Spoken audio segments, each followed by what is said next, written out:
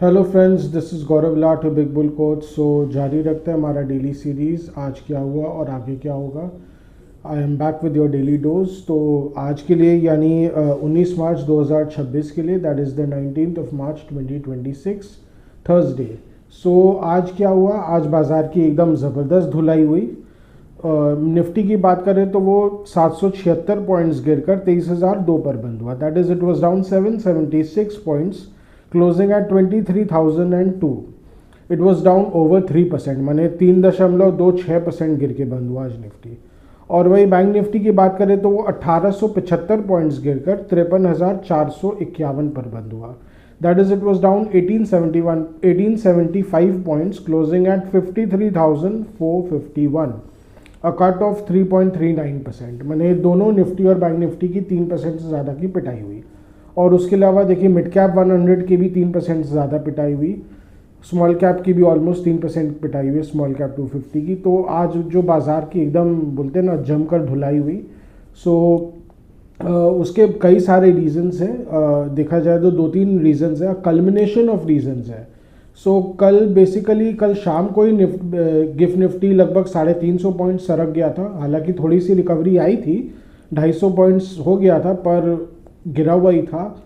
सो कल क्या हुआ, मार्केट क्लोजिंग के ठीक बाद ही न्यूज़ आया कि HDFC बैंक के जो करंट चेयरमैन है, एग्जीक्यूटिव चेयरमैन मिस्टर अतनु चक्रवर्ती, उन्होंने सडनली रिज़ाइन कर दिया है। सो बेसिकली उनका जो डेजिग्नेशन लेटर आया उसमें उन्होंने ये बोला है कि उन्होंने एथिकल रीजंस के कारण रिज़ाइन किया है कि बैंक में कई सारे ऐसे हो रहे, बेसिकली बैंक का जो कल्चर था, वर्क कल्चर था, उससे वो सेटिस्फाइड नहीं थे और उसके कारण उन्होंने एथिकल रीजंस के कारण रिज़ाइन कर दिया है। सो बेसिकली फिर ये निकल के आया कि उनका जो सीनियर मैनेजमेंट है उनके साथ उनकी कुछ तनातनी चल रही थी। सो कहीं ना कहीं they had lot of disagreements. Basically इसका साफ संकेत ये है कि HDFC बैंक जिस राह पर जा रहा है, कहीं ना कहीं उनको अच्छा नहीं लग रहा होगा। मैंने पहले भी बहुत बार ये कहा है, और ये अगर आप देखें तो टीवी चैनल्स में एकदम जग जाहिर है कि प्राइवेट बैंक का जो वर्क कल्चर है दिन पर दिन बहुत ही ख़राब होते चला जा रहा है। उनका जो कस्टमर अप्रोच भी है वो भी बहुत ख़राब होते चला जा रहा है। सो बेसिकली पहले private banks they were meant to serve the customers. The मैंने जिसको बोलते हैं एकदम लोअर एंड को तो देखिए टारगेट कभी नहीं करते थे, पर एक जो मिडिल क्लास कस्टमर्स है और HNIs है, दोनों को अच्छी खासी सर्विस देने की वो मंशा रखते थे। पर धीरे धीरे वो एकदम से ख़त्म ही हो गया। अब इनका सारा जो फोकस रहता है दिन ब दिन चार्जेस लगाने में, किस तरह हम नए नए सर्विस चार्जेस लगा के कस्टमर्स को हम एड सके, अपने अकाउंट होल्डर्स को। उसके अलावा दे offer very low interest rates. अब डिपॉजिट रेट्स तो इनके जो डिपॉजिट रेट्स है वो PSU बैंक्स के लगभग बराबर ही है। सो वो भी एक नेगेटिव फैक्टर है। पहले इनफैक्ट आज से इवन कम से कम 3 से 4 साल पहले तक भी आधे से 1% का डिफरेंस रहता था। यानी जो प्राइवेट, जो टॉप के 4 प्राइवेट बैंक्स है, वो जो डिपॉजिट रेट्स देते थे वो कम से कम आधे से 1% ज़्यादा होते थे PSU बैंक्स के कंपैरिजन में। सो हमेशा कस्टमर को कोई ना कोई एक एडवांटेज रहता था, पर धीरे धीरे वो एडवांटेज अब ख़त्म हो चुका है। आप सेविंग्स अकाउंट मेंटेन कीजिए, उसमें भी उनको दुनिया भर के नॉन मेंटेनेंस चार्जेस दीजिए। इनफैक्ट प्रॉब्लम ये हो गया कि अगर आप आपका अकाउंट बैलेंस जो है वो अगर 10,000, सपोज आपका 10,000 रुपये आपको मिनिमम बैलेंस मेंटेन करना है, उसके नीचे जाते के साथ ही चार्जेस काट लेते हैं। बोलने को तो बोलते हैं कि ये तो अगर आप क्वार्टरली एवरेज बैलेंस मेंटेन कीजिए तभी आपको चार्जेस नहीं लगेंगे, अगर वो नहीं होता तभी चार्जेस आपको लग जाएंगे। पर कई बार ऐसा देखा गया है कि वो बैलेंस नीचे गिरते के साथ चार्जेस काट लेते हैं। तो प्रॉब्लम ये हो गया कि कहीं ना कहीं ये भी कस्टमर इग्नोरेंस का फ़ायदा उठाने की कोशिश करते रहते हैं। कस्टमर्स झगड़ा करते हैं, कोई बहुत ज़्यादा झगड़ा करता है तो फिर रिवर्स कर देते हैं। पर कहीं ना कहीं जो कल्चर है, सर्विंग कल्चर है, वो एकदम डिग्रेड होते चला जा रहा है। और अब एक्चुअली मैं बताऊँ, अब जो अगर इनके जो ब्रांचेस में आप जाओ तो वैसा कोई एक्सपीरियंस मिलता भी नहीं है। सो यही प्रॉब्लम है। कहीं ना कहीं यही चीज़ को हो सकता है उनके चेयरमैन ने इम्प्रूव करने की कोशिश की, पर आप जानते हैं ना, सीनियर मैनेजमेंट वाले बहुत टोन डेफ हो जाते हैं। वो केवल नंबर्स के पीछे भागते रहते हैं, उनको नंबर्स ही सब कुछ लगता है। So every employee, every person is just a number for them. ये एक प्रॉब्लम आ ही जाता है जब कंपनीज बहुत ज़्यादा बड़ी हो जाती है, तो कहीं ना कहीं देखिए सब कुछ नंबर सेंट्रिक हो जाता है। तो ये कहीं ना कहीं फिर टोन डेफ हो जाते हैं, वो लोगों के प्रॉब्लम्स को समझना नहीं चाहते हैं, हर चीज़ वो नंबर ही सब कुछ डिसाइड करता रहता है। तो इस बात से डेफिनेटली वो खुश नहीं होंगे और रिज़ाइन कर दिया होगा। तो ये कहीं ना कहीं एकदम साफ दिखाता है कि all is not good for private banks. हालांकि उन्होंने काफ़ी डैमेज कंट्रोल करने की कोशिश की, कई सारे कमेंट्स आए जिसमें आरबीआई की भी मदद ली गई है कि हाँ कोई ऐसा मेजर रेड फ्लैग नहीं है। पर प्रॉब्लम ये है कि रेड फ्लैग लोन्स क्या को लेके नहीं है, कहीं ना कहीं जो फ्यूचर ग्रोथ को लेके बहुत बड़ा प्रॉब्लम है कि यही अगर कल्चर चलते रहेगा, bank will HDFC bank and जो टॉप के 4-5 प्राइवेट बैंक्स है, they will keep losing potential customers to the new competitors like EU bank है, उसके अलावा और भी जो नए नए न्यू एज के बैंक्स हैं। हालांकि बंधन बैंक ये सब तो थोड़ा अभी स्ट्रगल कर रहे हैं, पर अभी अगर आप देखें तो बहुत सारे नए नए जो स्मॉल फाइनेंस बैंक्स, उनको भी अब फुल बैंकिंग लाइसेंस मिल चुकी है, तो उनसे बहुत बड़ा कंपटीशन मिल रहा है, लाइक जना बैंक ऑल्सो। उसके अलावा जो छोटे प्राइवेट बैंक्स हैं, अब कस्टमर्स उनकी ओर भी रुझान कर रहे हैं। और देखिए PSU बैंक्स भी अब अग्रेसिव होते चले जा रहे हैं। सो अगर आप देखें तो PSU बैंक्स का भी अभी जो रिसेंट लोन ग्रोथ रहा है वो काफ़ी अच्छा रहा है, जहां प्राइवेट बैंक्स जो है वो 10-20% के लोन ग्रोथ को करने में स्ट्रगल कर रहे हैं, वहाँ कुछ जो छोटे PSU बैंक्स हैं उन्होंने तो 30 से 40% का लोन ग्रोथ इनफैक्ट दिया है। तो कहीं ना कहीं इसका साफ मतलब है जो कस्टमर्स है वो उकता गए हैं and they are looking forward for to PSU banks for better service, क्योंकि देखिए रेट सब एक जैसा ही दे रहे हैं, कोई ज़्यादा डिफरेंस नहीं रहा। और उसके अलावा PSU बैंक्स की तरफ से भी अब कस्टमर सपोर्ट बहुत अच्छा हो गया है, तो दैट इज़ द वही इनके पास वो डिफरेंस ही नहीं रह गया। सो देखिए प्राइवेट बैंक्स के लिए ओवरऑल अभी भी मैं तो देखिए पर्सनली थोड़ा बेरिश ही हूँ, और मार्केट भी देखिए बेरिश ही रहेगा। अगर आप देखिए वैल्यूएशन जो HDFC बैंक एक समय 4 times book value price to book value enjoy करता था, यानी उनका जो अभी करंट मार्केट भी प्राइस चलता है उनके बुक वैल्यू से लगभग 4 गुना चलता था, तो आप अच्छा खासा प्रीमियम दे रहे थे। पर धीरे धीरे आप देखिए वो अब प्रीमियम एकदम से टूट गया है, और अभी तो HDFC बैंक का प्राइस टू बुक वैल्यू लगभग 1.5 के आसपास आ गया है। तो ये साफ दिखा रहा है कि अब धीरे धीरे इनका जो प्रीमियम है वो इरोड होते चला जा रहा है। They are not offering anything great as such, और ये सभी प्राइवेट बैंक्स का हो सकता है आने वाले टाइम में होगा। ICICI बैंक में भी देखिए प्रेशर रहेगा ही रहेगा, उसके कारण ये सब स्टॉक्स, उसके अलावा एक्सिस बैंक है, ये सब स्टॉक्स भी देखिए दबाव में रहेंगे ही रहेंगे। तो पूरा का पूरा जो ये प्राइवेट बेसिकली मैं तो यही बोलूँगा they are private PSU banks now. तो ये जो प्राइवेट PSU बैंक्स का जो स्पेस है इसमें 4 या 5 नाम है, basically HDFC bank, ICICI bank, Axis bank, Kotak bank and to some extent आप बोल सकते हैं इसमें ये भी बाकी जो 5वां बैंक है वो भी शामिल है। सो इनका जो देखिए खेला वो अभी थोड़ा ख़राब ही लग रहा है। सो बेसिकली ये तो प्राइवेट PSU बैंक्स की स्टोरी हो गई। और उसके अलावा देखिए एक और रेड फ्लैग्स तो ये थे कि कल जो US ईरान कॉन्फ्लिक्ट थोड़ा और गहरा गया। इजराइल ने एज पर रिपोर्ट्स ईरान के एक मेजर गैस फील्ड पर हमला कर दिया है। उनका जो जुफैर गैस फील्ड है साउथ पार जो एक रीजन है उनका, वहाँ पे उनका सबसे बड़ा गैस फील्ड है, उस पर हमला कर दिया है। हालांकि अमेरिकी राष्ट्रपति ने उसकी एक तरह से निंदा की है, कोई कड़ी निंदा नहीं की, पर ऐसा बोला है कि इजराइल अभी आगे और कोई हमला नहीं करेगा। पर उन्होंने अब ये भी बोला है कि अगर ईरान अगर कोई दूसरी बड़ी हमले करेगा मिडल ईस्ट में, या कोई गैस फील्ड या ऑयल फील्ड को टारगेट करेगा, तो फिर वो बदले में ऐसा कर सकते हैं। तो देखिए ईरान ने भी देखा जाए तो सऊदी अरब को फिर से टारगेट किया ही है।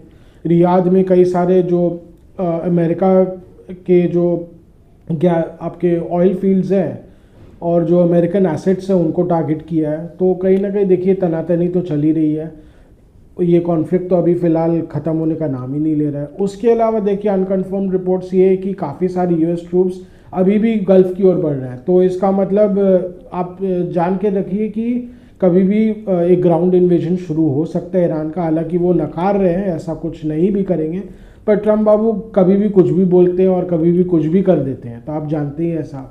तो देखिए मार्केट इस बीच जो अभी तक मार्केट चेष्टा कर रहा था कि किसी तरह होल्ड करने की, नहीं ठीक है सब ठीक हो जाएगा, ये एक मोमेंटरीली प्रॉब्लम है पर things will be all right. तो कहीं ना कहीं अब मार्केट को भी अब लग रहा है कि नहीं, things are not all right and market को अब प्राइस इन करना पड़ेगा।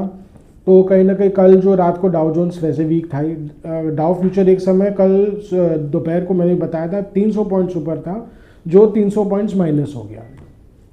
और उसके अलावा कल यूएस फेड की मीटिंग थी जिसमें फेड चेयरमैन ने बोल दिया है कि फ़िलहाल उन्होंने तो अभी कोई रेट कट करने से मना ही कर दिया, और कहीं ना कहीं एकदम साफ इंडिकेशन दिए है कि शायद हो सकता है इस साल कोई और रेट कट हो ही ना, क्योंकि इन्फ्लेशन प्रेशर अभी भी है और अभी जो तेल के दाम में जो उबाल आया है उससे फिर से अमेरिका में इन्फ्लेशन प्रेशर रहेगा ही।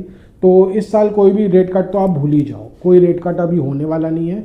अभी फ़िलहाल जो यूएस इंटरेस्ट रेट्स है, फेड का जो लेंडिंग रेट है वो 3.75%, रिपो रेट जो यूएस फेड का है 3.75% है, वो जहाँ तक उसके नीचे जाने वाला है नहीं। सो अगर कोई मेजर इन्फ्लेशन में स्पाइक आता है तो ऐसा भी हो सकता है फिर से इंटरेस्ट रेट्स में उबाल देखा जाए, जो कि मार्केट के लिए अच्छा नहीं है। अमेरिका का आप देख लीजिए 30 साल का जो बॉन्ड है वो लगभग 5% के नीचे ही ट्रेड कर रहा है, यील्ड के नीचे, और जो 10 ईयर है वो 4% के ऊपर है ही, 4.25% के आसपास ट्रेड कर रहा है। तो एज इट इज़ अमेरिका के लिए अब कर्ज लेना बहुत महंगा हो चुका है, तो वो अफोर्ड नहीं कर सकते हैं। तो देखिए मार्केट को तो इसका खामियाजा भुगतना ही पड़ेगा। कल डाउ जोन्स जो है वो 700 पॉइंट्स गिर के बंद हुआ, और अभी यूएस फ्यूचर्स भी वीक ही थे, थोड़े बहुत ऊपर थे सुबह को, पर धीरे धीरे जैसे जैसे दिन आगे बढ़ा तो गिरते ही चले गए। तो मार्केट में जो जिसको बोलते हैं ना चौतरफा प्रेशर एकदम चल ही रहा है। उसके अलावा ब्रिटिश पीएम जो कीर स्टारमर है, उन्होंने ट्वीट कर दिया है, अपना फ्रस्ट्रेशन दिखा दिया है कि भैया अमेरिका दिन भर ऐसे जताता रहता है कि कितना बड़ा एहसान कर रहा है हम लोग पे, कि नेटो, ट्रम्प बाबू ने अभी एक ट्वीट किया था जिसमें उन्होंने अपने जितने भी नेटो के अलाइज हैं उन्होंने अभी कोऑपरेट करने से मना कर दिया यूएस ईरान वॉर में, तो उनको बेसिकली दगाबाज बोल दिया है।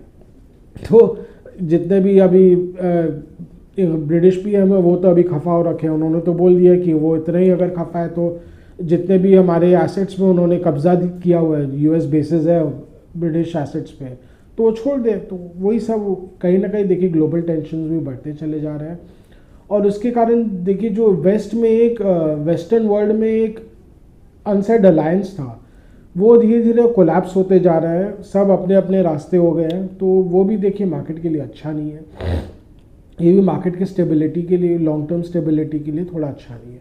ये सब कई सारे फैक्टर्स थे जो मार्केट को नीचे गिरा रहे थे, और मार्केट धीरे धीरे फिर गिरते ही चला गया। लग रहा था कि एक बार क्या पता मार्केट रिकवर कर जाएगा दोपहर में, पर जैसे जैसे फिर HDFC बैंक जो है वो 770 रुपये के लो से एक बार 815 तक आ गया था, तो अच्छी खासी रिकवरी आई थी, पर फिर से सेलिंग आना ही था, तो HDFC बैंक का जो स्टॉक है वो अब 800 के नीचे चला ही गया। उसके साथ साथ फिर निफ्टी भी नीचे जाने लग गया।